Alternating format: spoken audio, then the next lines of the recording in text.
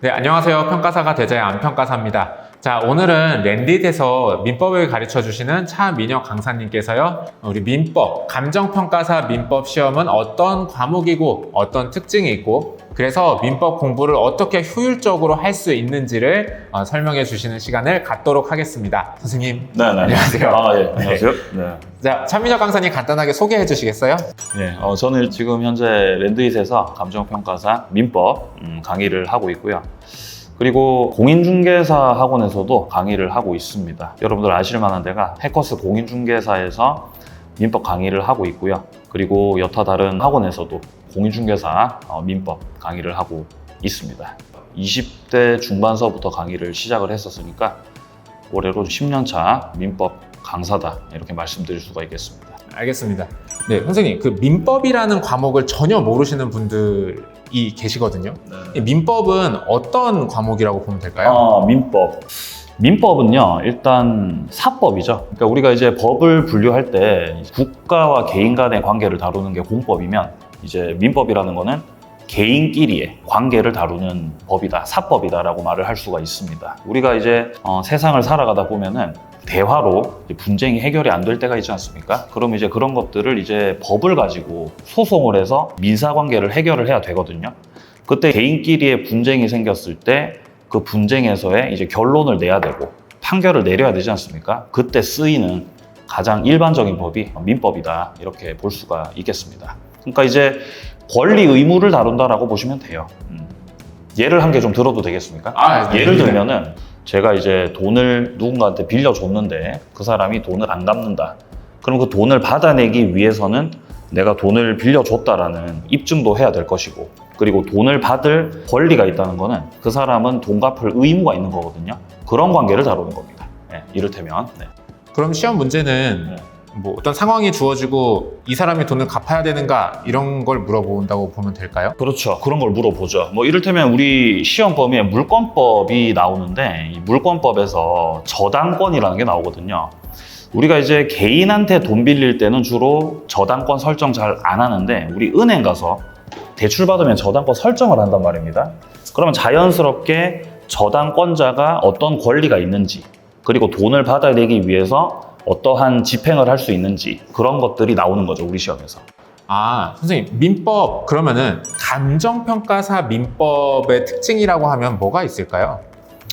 일단 우리 감평사 같은 경우는 민법 총칙이라고 하는 파트, 그 다음에 물권법 파트, 이렇게 크게 두 파트에서 출제가 되고 있고, 그리고 민법 총칙하고 물권법이 절반이 나온다 보시면 돼요. 각 20문제씩. 그리고 세부적으로 그 안에 더 들어가 봐도 출제되는 파트는 정해져 있습니다. 그 해당 파트에서 출제되는 거는 조문. 조문이라고 하면 민법 1조부터 시작돼가지고 이제 뭐 1118조까지 조문이 있거든요. 그 조문 내용이 그대로 출제되기도 하고 아니면은 판례 표현을 그대로 그 선다에다가 집어넣게 되죠. 그럼 그게 맞는 건지 아닌 건지를 파악을 하면 됩니다. 방금 조문이 1100 몇 조까지 있다라고 하셨는데 1118조입니다. 네, 그거 다 외워야 되나요? 아닙니다. 민법이 일단 총칙, 물권법, 채권법, 친족 상속법이라고 해서 총 크게 4파트로 나눠져 있는데 우리 시험 범위에 들어가는 거는 민법 총칙하고 물권법 파트라서 1118조가 다 들어가는 거 아닙니다. 실질적으로 조문에서 나오는 그 조문들도 정해져 있기 때문에 그게 그렇게 많지는 않다 이렇게 보시면 됩니다. 나올 부분은 제가 엄선해서 수업 때 중점적으로 다루게 됩니다. 그러면은 나오는 조문이 정해져 있다라고 하셨고 나오는 부분이 정해져 있다라고 하셨는데 어떤 부분들이 나오는 건가요? 그게 이제 예를 들어서 우리가 문제를 들여다보면은 항상 1번 문제 같은 경우는 법원을 물어봐요. 법원. 네, 법의 이제 근본이 뭐냐, 이제 그거를 물어보게 되고, 이제 2번, 3번, 4번 넘어가다 보면은 뭐 제한 능력자, 그리고 권리, 의무 관계, 뭐 반사회적 법률 행위, 의사표시 파트 이런 식으로 그 물어보는 출제 순서가 있습니다. 그래서 그 순서대로 목차에 맞춰가지고 그걸 이제 출제 논점이라고 좀 부르거든요. 논점별로 내용을 정리하시면 되는데, 이제 그 논점을 가장 쉽게 빠르게 파악할 수 있는 건 당연히 기출 문제죠. 기출 문제를 일단 최소 한도로는 이제 5개년치 기출 문제를 우리가 들여다보게 되면은 어디 파트에서 반복적으로 매년마다 물어보고 있는지, 그리고 그 안에서 어디 파트를 어떤 부분을 물어보고 있는지를 우리가 파악할 수 있기 때문에 기출 문제를 갖다가 충분히 파악을 하고 그 내용들을 충분히 이제 분석을 해내면은 어차피 다가오는 시험 같은 경우도 그 파트에서 내가 또 물어볼 거란 말이죠. 그러니까 이제 그렇게 파악을 해 나가면 된다는 거죠. 예, 그런 거죠. 예. 네, 알겠습니다. 문제를 방금 어떻게 분석하고 파악하고 이런 얘기를 하셨는데 그런 구체적인 공부 방법 얘기는 뒤에서 조금 더 해보고요. 네. 저는 그냥 문득 궁금한 게 생각이 났는데 선생님이 공인중개사도 가르치시잖아요. 네네네. 공인중개사 민법과 감정평가사 민법은 어떻게 다른가요? 일단 첫 번째로 가장 큰 차이가 범위가 다릅니다. 범위가 어떻게 다르냐면은 공인중개사 같은 경우는 민법 총칙, 그 다음에 물권법, 그 다음에 계약법, 특별법까지로 해서 총 이제 크게 4파트가 출제가 되는데 우리 감정평가사 민법 같은 경우는 민법 총칙 파트하고 그 다음에 물권법 이렇게 크게 2파트에서 출제가 된다. 일단 이렇게 보시면 됩니다. 그리고 민법 총칙이 공인중개사 시험 같은 경우는 비중 자체가 이렇게 막 많지가 않은데 중개사는 총칙에 10문제 나오거든요. 근데 감정평가사는 총칙 파트에서 20문제가 나오니까 총칙 부분이 조금 더 넓게 중개사에서 안 나오는 부분도 감정평가사에서는 조금 더 나오는 범위의 차이가 있고 그 다음에 이제 두 번째 같은 경우는 공인중개사에서 나오는 판례보다 조금 더 수준 있는 좀 고난이도의 판례들 있죠. 이 학자들 사이에서도 의견이 나뉘는 그 사건 자체가 이제 학자들한테 이렇게 언급이 많이 되는 판례들 있죠. 좀 분쟁거리가 많았던 판례들 그런 것들이 조금 더 많이 출제되는 그런 경향을 보이고 있습니다. 쉽게 말하면 조금 더 난이도가 높다는 거죠. 중개사에 비해서 감정평가사가. 알겠습니다. 네네. 자, 그 다음에 민법은 사실 감정평가를 공부하는 학생들이 뭐 회계나 경제만큼 그렇게 어려워하는 과목은 아니에요. 네. 근데 그 회계나 경제에서 못 받는 점수를 커버해 줘야 되는 오히려 네. 이 효율적으로 공부하는 게 되게 중요한 과목이거든요. 네네. 학생들이 이 어떤 부분에서 시행착오를 겪게 되나요? 일단 처음에 민법 공부에 딱 들어가게 되면은 용어 자체가 좀 낯섭니다. 용어가 들어보지 못했던 용어들이 많이 등장을 하다 보니까 그 용어를 처음 만났을 때 좀 낯설다라는 느낌을 많이 받게 되고 그리고 이제 판례 문장들이나 이런 것들을 보게 되면은 이 문장 자체가 우리가 잘 쓰지 않는 문장들이거든요. 문장이 좀 어렵습니다. 그래서 해석을 해야 돼요.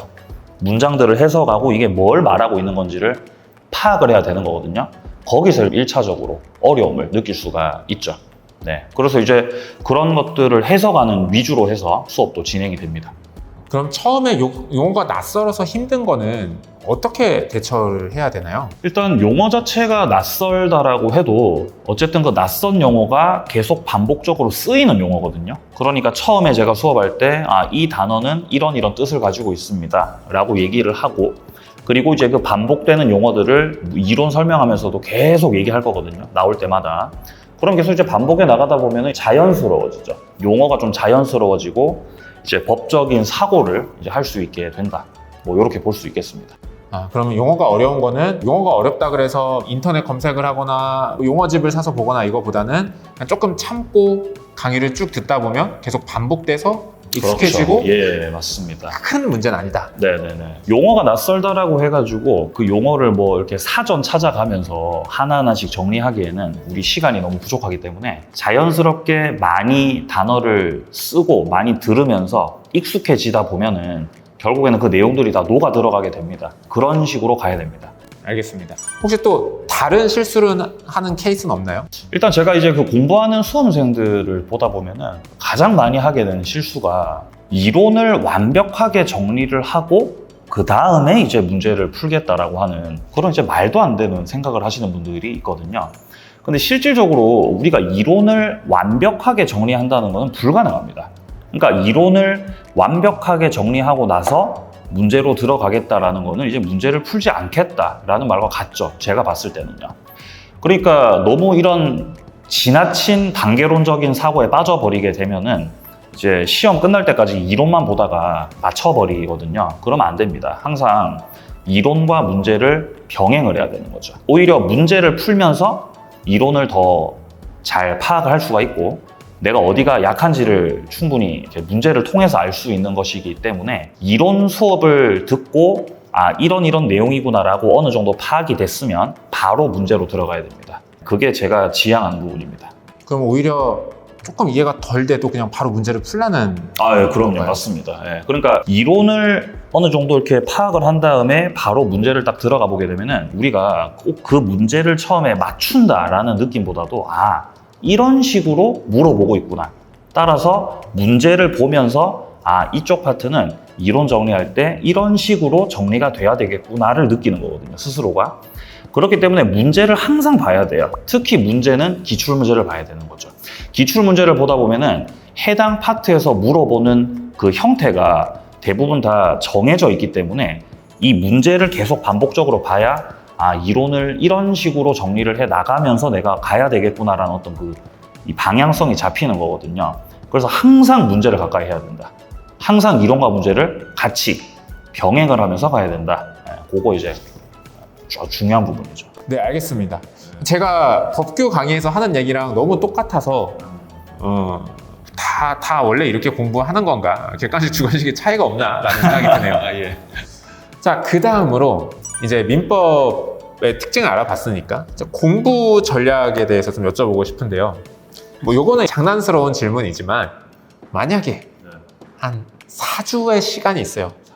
4주 동안 내가 명가락을 해야 된다. 네. 라고 하면 어떻게 공부를 해야 될까요?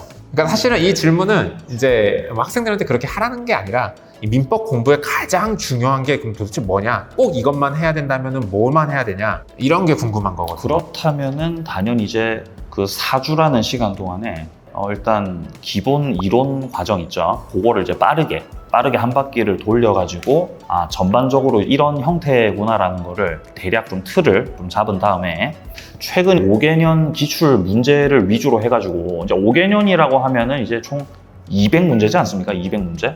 그럼 그 200문제를 가지고서 기출 분석을 하고 그리고 해당 파트가 이쪽에서 출제가 된다라고 하면은 그거랑 관련된 이론, 예를 들어 이론서도 괜찮고요. 아니면 스스로 만든 암기장도 괜찮고 그런 것들을 반복적으로 보면서 그 5개년 기출문제 200문제만 충분히 분석이 맞춰진다라고 한다면은 꽈락을 면하는 거는 물론이고 적어도 60점 이상은 받을 수 있지 않을까 생각을 합니다. 예. 충분히 받을 수 있죠.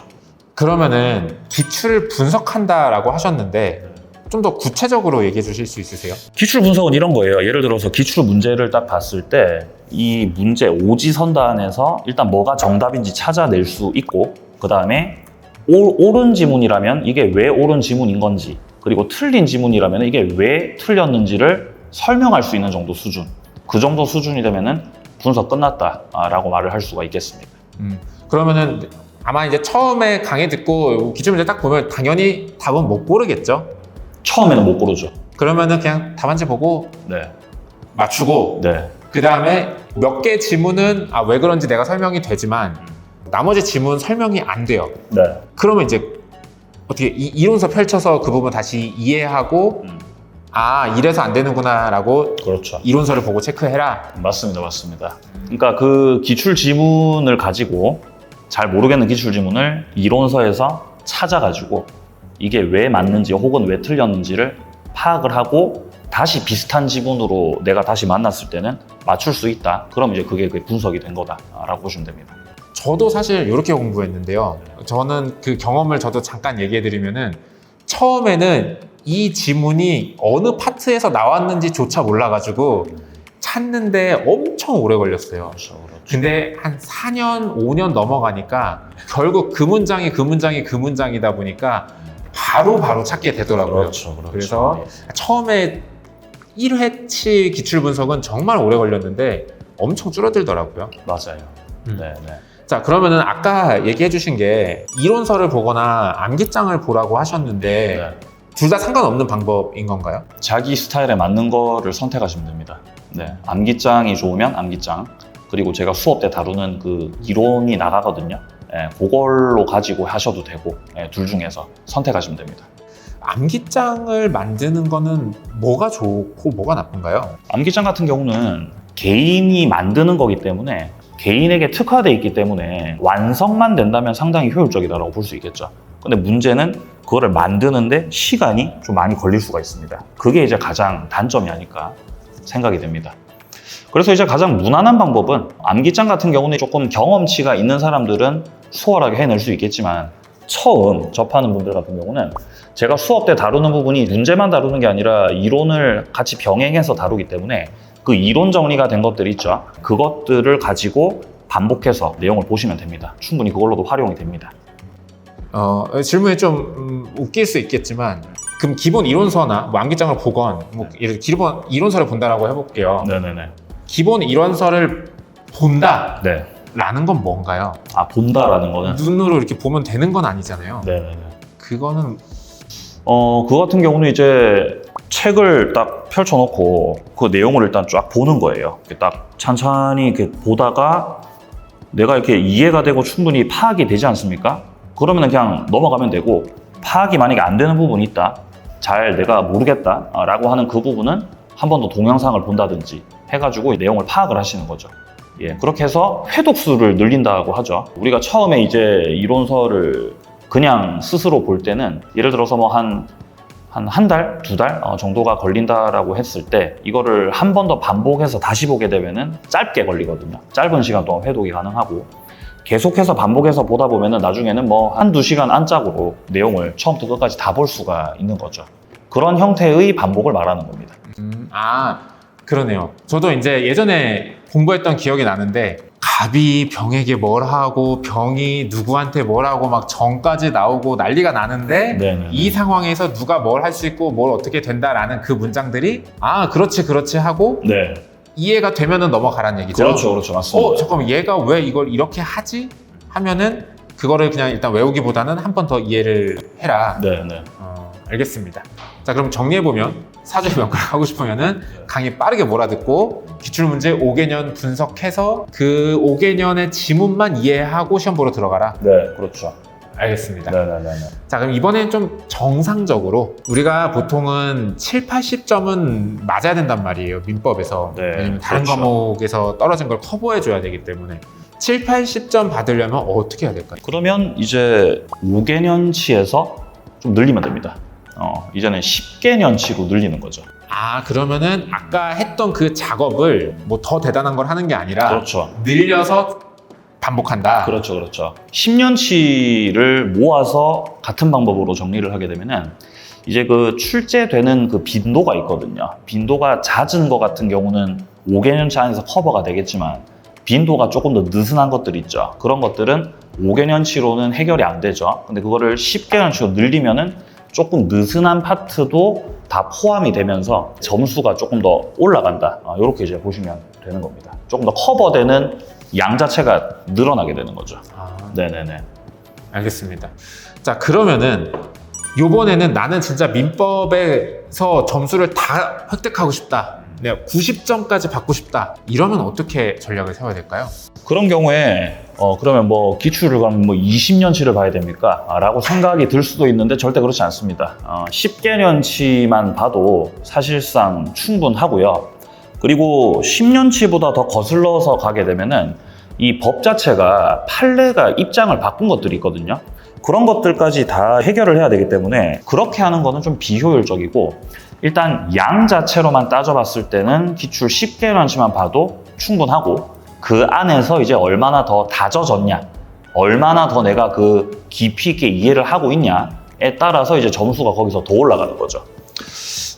그냥 쉽게 말해서 종이 한 장을 드리고 이 내용에 대해서 한번 써봐라 라고 했을 때 그거를 쓸 수 있고 순수하게 내가 내 언어로 설명할 수 있는 정도 수준이 되면은 그건 이제 완전 다 파악을 하고 있는 거거든요. 그 상태가 되면은 90점대까지 나와버리는 거죠. 그 정도로 다져지게 된다면요. 그러면 제가 궁금한 게 다져진다라는 게 딱 직관적으로는 이해가 안 돼서 그런데 네. 안 다져졌을 때와 네. 다져졌을 때의 실력 차이는 어떤 게 나는 거예요? 이런 겁니다. 예를 들어서 우리가 기출 파악이 됐지 않습니까? 그러면은 그 기출 지문이 그대로 시험에 나왔을 때 혹은 조금 변형해서 나왔을 때 그거를 맞출 수 있다. 그럼 그거는 이제 조금 다져진 상황이라고 봐야 되겠죠. 근데 그 표현 자체를 만약에 반대로 해서 물어본다든지 같은 내용인데 뒤집어서 물어볼 수 있거든요. 그렇게 완전히 뒤집어서 물어봤을 때조차도 그거를 내가 이해를 하고 있으니까 맞출 수 있는 수준이다라고 한다면 그건 완전히 다져진 거죠. 변형해서 나와도 맞출 수 있다는 겁니다. 이제는 응용이 돼서 나와도. 그러면 이제 고득점까지 가는 거죠. 알겠습니다. 기출 지문에 좀 국한돼서 이해했으면은 7, 80점. 그렇죠. 그거를 완전히 이해해서 가지고 놀 수 있으면 그렇죠. 예, 갖고 놀면 이제 완전 고득점 가는 거죠. 예, 맞아. 예, 맞습니다. 예. 참고로 이제 제가 민법을 한 90점 정도 맞았는데 정확히 그 수준이 진짜 됐던 것 같습니다. 네네네. 공감합니다. 자, 그 다음으로 민법 공부할 때요. 예습이랑 복습은 어떻게 해야 되나요? 일단 예습 같은 경우는 처음에 아무것도 모르고 강의도 안 듣고 책을 들여다보면은 그 이해 못 하거든요. 그러니까 예습은 제가 봤을 때 크게 뭐 의미가 없다. 예습은 안 해도 된다는 겁니다. 예습 말고 복습 위주로 하십시오. 복습 위주로. 복습한다라는 거는 수업을 듣고 나서 수업한 그 자료 있죠. 자료를 갖다가 처음부터 찬찬히 보는 거예요. 정독을 하는 거죠. 찬찬히 보고. 잠깐만, 죄송한데 그러면 본다는 거는 이렇게 시가 아니라 그 한 문장을 그렇지. 이건 이래서 이렇지라고 그렇죠. 하나하나를 내가 이해해야 된다. 그렇죠. 네. 읽으면서 막힘이 없어야 돼요. 보다가 이제 내가 어떤 부분이 막히지 않습니까? 이해가 잘 안 되고 그러면 그 부분 같은 경우는 동영상을 찾아서 그 파트를 다시 봐야 됩니다. 다시 보고 내용을 이해를 한 다음에 다시 또 읽어야 되는 거죠. 네, 그래서 이제 이론 정리된 부분을 한번 천천히 읽고 그리고 막힘 없이 동영상까지 다 듣고 나서 이제 이론이 이제 처음부터 끝까지 딱 이 파트를 읽었을 때 이해가 다 되잖아요. 그럼 이제 그거를 가지고 이제 문제를 푸는 거예요. 기출 문제를요. 그렇게 되어 있습니다. 자료 자체가. 그래서 수업 때 풀이도 한번 했기 때문에 이미 그 정답 체크가 돼 있는 자료를 보지 마시고 새로 출력을 하셔가지고 정답 체크 안 되어 있는 상태의 문제 있죠? 그걸 이제 푸는 거죠. 그래서 그걸 내가 이론 방금 봤던 거를 토대로 해서 문제를 풀어서 그 문제가 맞춰져야 됩니다. 그 정도 수준이 돼야 되는 거죠. 그러면 파악이 된 거니까 또 다음 파트로 또 넘어가서 또 이론도 보고 또 문제 풀고 이렇게 이제 반복을 하는 거죠. 그런 형태로 이제 복습을 해야 됩니다. 그러면 그거는요. 저도 공부를 해봤지만 네. 아까 수업에 들었을 때 답의 잔상이 남아서 네네네. 내가 사실은 얘는 4번인 걸 이미 알고 있어요. 네네네. 그래서 4번이 골라져도 괜찮아요? 괜찮습니다. 그렇게 해서 기출 문제가 거의 외워지는 수준까지 가도 괜찮아요. 근데 숫자만 외우는데 주목하면 안 되고요. 이 4번이 정답인 걸 알고 있는데 내가 이 4번이 왜 정답인지, 그러니까 왜 이게 틀린 건지를 내가 말할 수 있으면 이건 이래서 틀린 거다가 되면은 괜찮습니다. 그렇게 해서 점검해서 나가면 돼요. 혹시 오답도 왜 얘는 정답이 아닌지도 설명할 수 있어야 돼요? 그렇죠. 다 할 수 있어야 됩니다. 5가지 선단을 다 할 수 있어야 돼요. 옳은 건 왜 옳은지, 틀린 건 왜 틀린지 다 할 수 있어야 됩니다. 전부 다. 하나도 남김없이. 그럼 거기까지 하면은 오늘 수업 들은 거 복습이 끝나는 거다. 그렇죠. 복습 끝나는 거죠. 오케이. 그러면은 이제 내일 수업도 듣고 복습하고 이렇게 해서 그렇죠. 한번 회독을 쭉 뺐어요. 그리고 나서의 복습은 어떤 식으로 이루어져야 돼요? 그리고 나서의 복습 같은 경우는 다음 과정으로 넘어갔을 때 10개년치를 또 다루게 되거든요. 기출 문제를. 스텝2에서? 예. 그럼 이제 그 같은 방식으로 해가지고 또 쭉 복습을 하면 됩니다. 강의 듣고 회독하고 복습하고 이런 식으로 계속 반복해서 나가면 되는 거죠. 그러면은 스텝 2도 끝났어요. 그럼 이제 파이널까지는 좀 텀이 있으니까 네네네. 그 텀에는 어떻게 복습을 해야 되나요? 10개년치 기출 문제 있죠. 그거를 계속 반복해서 보는 겁니다. 근데 기출 문제를 반복해서 볼 때 답이 몇 번이다를 보고 넘어가는 게 아닙니다. 그게 아니고 5가지 선다 중에서 얘가 정답이고 나머지 애들은 옳은데 왜 옳은지, 얘는 틀렸는데 왜 틀렸는지 그거를 충분히 음미하면서 충분히 파악을 해가면서 반복해서 기출 문제를 보는 거죠. 10개년치를요. 그러면요. 내가 이거 기출 문제를 보고 말씀하신 대로 설명을 할 수 있으면 이론서를 다시 봐야 될 필요는 없어요? 그거는 이제 내가 모르겠으면은 이론서를 보면 되지 기출 문제가 다 충분히 풀리고 파악이 되면은 굳이 이론서를 다시 가서 볼 필요는 없는 것 같습니다. 알겠습니다. 문제 위주로. 예.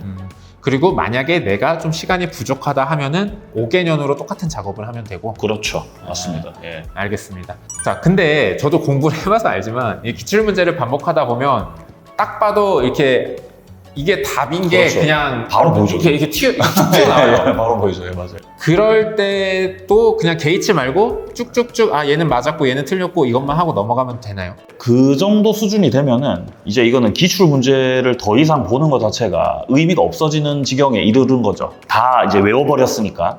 이제 그때부터는 이제 기출이 좀 변형된 형태로 된 그 예상 문제를 시중에 나와 있는 거 뭐라도 상관없습니다. 그런 거 이제 객관식 문제를 푸는 거죠. 그래서 시험 칠 때까지 계속해서 문제를 반복해서 계속 풀면 됩니다. 일단 처음에 시작할 때는 단원별로 된 문제집 있죠.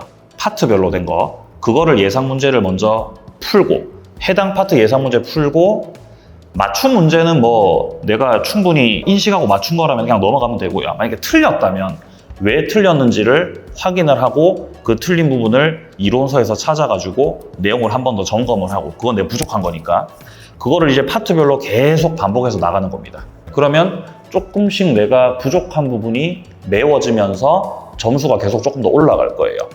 단원별로 그 작업이 됐으면은 그 이후서부터는 모의고사 형태로 된 거. 40문제 있죠? 전 영역이 다 들어가 있는 그 예상 모의고사 문제를 가지고 같은 방식으로 반복을 하면 됩니다. 많이 풀수록 좋은 거죠. 근데 저희가 이 간평 1차가 예, 예. 효율적으로 공부하는 게 중요하다 보니까 예. 기출 10년치까지만 하면 안 될까요? 그 정도만 해도 충분합니다. 만약에 다른 과목을 공부하는 데 있어서 시간을 많이 들여야 돼가지고 민법에 시간 투자를 많이 하기가 힘들고 그리고 나는 뭐 한 7, 80점 정도로 충분히 이 시험에 합격을 할 수 있는 수준이 됐다라고 한다면은 10개년치를 그냥 계속 반복해서 보는 거죠. 시험 칠 때까지. 오케이. 그 이상이 되고 싶으면은 시중에 있는 문제지. 예. 그거는 아무 강사님 거 사서 봐도 무관한가요? 무관하죠. 예상 문제는 어차피 수준 자체가 크게 차이가 없기 때문에 자기 스타일에 맞는 거 해가지고 이제 푸시면 됩니다. 알겠습니다. 이렇게까지 얘기하다 보니까 민법에 어떻게 공부하면 되는지 포인트는 많이 잡힌 것 같습니다. 네. 그럼 학생들이 또 이제 질문을 해준 게 있거든요. 예. 몇 가지 여쭤보도록 하겠습니다. 기출 문제를 분석하라는 얘기를 많이 해주셨는데 막상 이제 학생들이 기출 문제를 다운 받아가지고 풀려고 하면 이게 사실 개정된 것 때문에 오히려 공부하다 독이 될 수도 있진 않을까 걱정을 하거든요. 독이 될 수 있죠. 어떻게 그렇기 때문에 저랑 같이 가셔야 되는 거죠. 스텝 1에서는 5개년치 기출을 가지고 이론과 문제를 정리하고 있고요, 지금 현재. 그리고 스텝 2에서는 10개년치 기출을 가지고 동일한 방식으로 이제 이론과 문제를 정리해 나갈 거기 때문에 이제 개정된 거를 반영해서 당연히 제가 수업을 하겠죠. 그러니까 저랑 같이 가면 됩니다. 그 혼자서 기출 문제를 그냥 보려고 하지 마시고요. 알겠습니다. 네, 뭐 수업을 들으라고 하십니다. 네. 그 다음에 또 궁금해하는 게 선생님이 사실 이건 대답이 된 것 같긴 해요. 선생님이 수업 시간에 주는 문제만 달달달 봐도 80점 넘게 받을 수 있나요? 최소 70, 통상적으로는 80. 이 정도 받을 수 있습니다. 달달달 하시면요. 10년치 기출 위주로. 예. 그러니까 10년치 기출이 다 분석되어 있는 게 선생님 자료 그렇죠. 거죠? 그렇죠. 맞습니다. 90점 이상은 안 되나요? 90점 이상이 되려면은 그때부터는 조금 개인의 역량의 차이가 있다고 저는 보여집니다. 사실 우리가 같은 내용을 가지고 수업을 듣고 공부를 해도 좀 공부를 잘하는 사람들은 사실 좀 하나를 알려주면은 한 두세 개를 파악을 하거든요. 반대로 뒤집어가지고 물어봐도 다 내용을 이해하고 맞출 수 있는 거거든요. 그래서 이제 그거는 이제 조금 역량 차이가 있는데 어쨌든 좀 아까 말씀드렸던 건 다지기 작업이 충분히 진행됐다라고 한다면은 90점까지도 넘기죠. 그렇게 되는 거죠. 알겠습니다. 네네. 또 다른 질문이요. 시험 막판에 예를 들면 이제 진짜 한 2주 남았을 때 그 전까지는 말씀하신 대로 10개년 기출을 계속 이 지문 왜 맞았고 이 지문 왜 틀렸고 하다가 2주 정도 남았을 때는 뭐 좀 더 특별히 해야 될 게 있을까요? 그때는 아마 이제 최종 마무리 또 과정이 우리 또 있지 않습니까? 그때 같은 경우는 10개년 기출 지문들을 토대로 해가지고 옳은 지문으로 엄선을 해가지고 파트별로 내용이 쫙 정리된 자료가 나갈 겁니다. 그러면은 그거를 시험 칠 때까지 반복해서 계속 보시면 되겠습니다. 알겠습니다. 그리고 또 가끔이지만 꾸준히 들어오는 질문 중에 하나가 강의를 안 듣고 교재만 보고 공부하면 안 되나요? 하는 분들이 있거든요. 어떻게 생각하세요? 교재만 보고 공부를 한다면은 합격을 할 수도 있겠죠. 근데 만약에 내가 법학을 접해보지 않았고 전공자가 아니다라고 한다면은 이거는 단어 자체 쓰임새가 우리 일상적으로 쓰는 단어랑 개념 자체가 좀 차이가 있는 경우가 많거든요. 뭐 예를 들어서 가장 대표적인 게 이런 게 있죠. 우리가 뭐 선의라고 하면 선의. 우리가 현실에서 선의라는 거는 저 사람 뭐 착하다. 내가 선의로 좋은 마음으로 했다. 뭐 이런 식으로 쓰는데 법학에서는 선의는 그냥 몰랐다는 뜻이거든요. 몰랐다. 그러니까 이 개념이 달라요. 그래서 그냥 혼자서 하다 보면은 그런 거에 빠져가지고 시간이 많이 걸리고 시행착오가 더 걸릴 수가 있다. 시행착오를 줄이려면은 강의를 듣는 게 맞습니다. 적어도 법학은 그래요. 더더욱 더. 알겠습니다. 네, 이 정도까지 우리 Q&A도 마무리해 보도록 하겠습니다. 선생님, 그래도 우리 감정평가사 1차를 준비하는 학생들이 민법 과목에 대해서 설명을 열심히 해주셨는데 네. 선생님 홍보도 조금 하셔야 되지 않겠습니까? 네, 커리큘럼 소개 좀 해주시겠어요? 일단 민법의 두 기둥은요. 조문과 판례입니다. 네, 조문에서 그리고 판례에서 출제가 되는 건데 그 조문과 판례를 우리가 일일이 다 찾아서 정리를 한다는 거는 시간이 너무 많이 걸리겠죠. 그러면 그거를 그냥 있는 그대로 볼 수 있는 게 바로 기출 문제인 거거든요. 사실 기출 문제가 우리 수험의 이제 시작과 끝이다라고 저는 그렇게 생각을 합니다. 그래서 저는 철저하게 기출 문제를 분석해 나가는 거를 위주로 수업이 진행이 되거든요. 그래서 이제 스텝 1에서는 일단 5개년치 기출 문제를 가지고서 논점별로 출제되는 주제가 있습니다. 논점별로 해서 이론 정리하고 관련된 기출 문제를 함께 풀고 정리하고, 그리고 이제 스텝 2 같은 경우는 이거를 10개년치로 늘려가지고 양을 빵빵하게 충분히 80점 이상 받을 수 있을 정도, 커버가 될 수 있을 정도로 해서 역시 같은 방법으로 논점별 이론 정리하고 그 다음에 관련된 기출 문제를 풀고 이런 식으로 진행이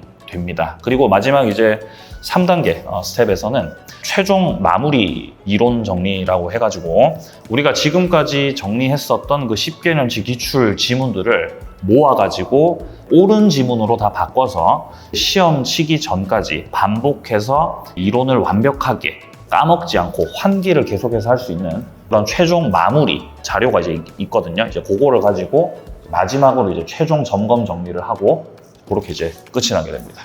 네, 간단하군요. 네. 네, 단순하죠. 예. 자, 오늘 이렇게 귀한 시간 내주셔서 민법이 어떤 과목이고 뭐 어떤 식으로 이제 방향을 잡아야 되는지 설명을 해주셨습니다. 자, 마지막으로 인생을 걸고 1년, 2년을 때려 박으면서 공부하고 있는 수험생분들에게 마지막으로 당부해 주실 말이 있다면 부탁드리겠습니다. 일단 그 시험을 준비하고 수험 생활을 한다는 것 자체가 대단히 외롭고 또 힘겨운 시간들이 아마 되고 있을 텐데 잘 버티시기 바라고요. 그리고 공부를 즐겁게 하기는 힘들다라고 생각을 합니다. 고통스러운 과정일 수밖에 없고, 다만 이제 이 고통스러운 과정을 거치고 있는 만큼 합격이라고 하는 최종 산출되는 결과가 있어야 우리가 보내는 2, 3년이라고 하는 이런 시간들이 이제 헛된 시간이 안 되는 거기 때문에 항상 이제 합격이 중요하죠. 합격만 바라보고 가셔야 된다라는 말씀을 좀 드리고 싶습니다. 과정보다는 이제 결과가 중요하다고 좀 개인적으로 생각을 하거든요. 예. 합격이라는 결과가 도출이 돼야 된다라는 거죠. 그래서 지금 힘들지만 일단 뭐 참으셔야죠. 예, 지금은 지옥을 걷고 있지만 나중에는 내가 천국을 향해서 간다라는 그런 마인드로 가셔야 되는 거죠. 아무튼 뭐 화이팅입니다. 알겠습니다. 힘들지만 더 열심히 해라. 네, 그렇죠. 이렇게 그럴 수밖에 없죠. 네, 알겠습니다. 자, 여기까지 하도록 하겠습니다. 아참, 공부하다가 선생님한테 질문하고 싶으면 어떻게 연락할 수 있죠? 그 이제 우리 카페가 있지 않습니까? 예, 카페에서 들어오셔가지고 질문 게시판에다가 질문을 남겨주시면 제가 빠르게 성실하게 답변을 드리도록 하겠습니다. 알겠습니다. 혹시 차민혁 강사님의 강의가 궁금하신 분들은요, 저희가 댓글과 본문에 샘플 강의 남겨둘 테니까 무료 강의 한번 보시고 나쁘지 않으시면은 함께 안전하게 빠르게 공부하실 수 있으면 좋겠습니다. 자, 여기까지 하도록 하겠습니다. 감사합니다.